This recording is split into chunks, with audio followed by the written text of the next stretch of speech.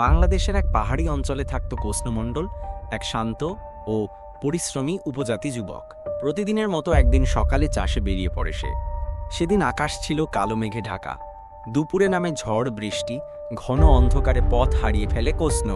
পাহাড়ি জঙ্গলের মাঝখানে হঠাৎ দেখতে পায় এক পুরনো ভাঙাচোরা মন্দির, পাশেই গর্জে পড়ছে বিশাল ঝর্ণা। ছোটবেলায় শুনেছিল রাতে কেউ ওখানে যায় না, কিন্তু ক্লান্ত ঠান্ডায় কাঁপতে থাকা কৃষ্ণ আশ্রয় নেয় মন্দিরের এক কোণে। হঠাৎ সব শব্দ থেমে যায়, চারপাশে নেমে আসে অস্বাভাবিক নিস্তব্ধতা। সামনে দাঁড়িয়ে পড়ে এক কালো ছায়ামূর্তি, লাল চোখ, বিকৃত হাসি, গম্ভীর কণ্ঠে বলে, তুই কেন এলি আমার মন্দিরে?